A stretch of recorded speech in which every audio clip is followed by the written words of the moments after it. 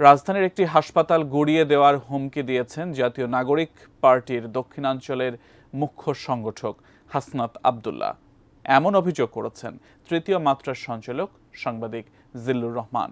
তার এমন একটি অভিযোগের ভিডিও বেশ সাড়া ফেলেছে সামাজিক মাধ্যমে। জানি এবার নিজের অবস্থান জানিয়েছেন এই মুখ্য সংগঠক। কি বললেন হাসনাত, বিস্তারিত জানাচ্ছেন শেখ ফরিদ। আমার সঙ্গে 5 তারিখের পরে এইভাবে কথা বলে না কেউ। আমার কথা শুনবেন, আমার কথা চলবে, না হলে আপনার হসপিটালকে ভেঙে ফেলা হবে।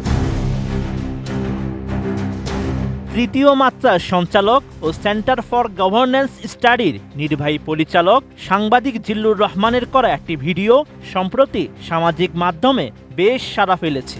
ওই ভিডিওতে তিনি জানান, রাজধানীর একটি হাসপাতাল কর্তৃপক্ষের সাথে ধমকের সুরে কথা বলেছেন হাসনাত আব্দুল্লাহ। এমনকি তাদের নানাভাবে হাসপাতাল গুড়িয়ে দেওয়ার হুমকি পর্যন্তও দিয়েছেন তিনি।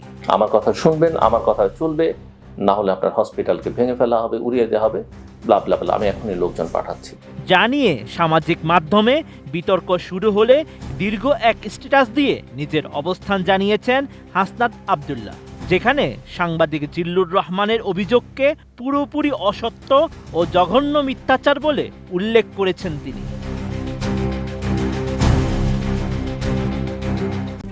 RICL TMX, যুগের পর যুগ স্থাপনা থাকে মজবুত।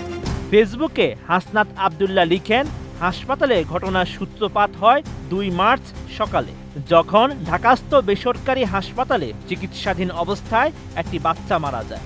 মৃত্যুর আগে বাচ্চাটির চিকিৎসা বাবদ 2,20,000 টাকা বিল এসেছে বলে জানায় হাসপাতাল কর্তৃপক্ষ। সেখান থেকে 1 লাখ টাকা পরিশোধ করে নিহতের পরিবার। বকেয়া থাকে 1,20,000 টাকা। এই টাকা বকেয়া রেখে মৃত বাচ্চাটির লাশ তার পরিবারের কাছে হস্তান্তর করতে অস্বীকৃতি জানায় হাসপাতাল কর্তৃপক্ষ। তারা জানায়, সম্পূর্ণ টাকা পরিশোধ করা ব্যতীত লাশ হস্তান্তরের কোনো সুযোগ তাদের নেই।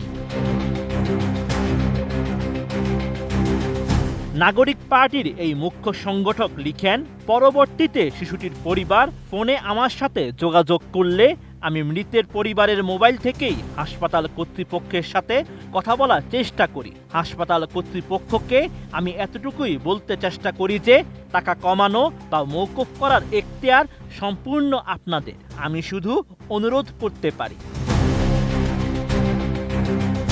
এই বিষয়টিকেই উদ্দেশ্য প্রণোদিতভাবে আমার কথা না শুনলে লোক পাঠিয়ে হাসপাতাল ভাঙচুর করা হবে বলে উপস্থাপন করা হয়, যা স্পষ্টত অন্যায় এবং চরম মিথ্যাচার বলে জানান হাসনাত আব্দুল্লাহ। Sheikh Farid, ATN news.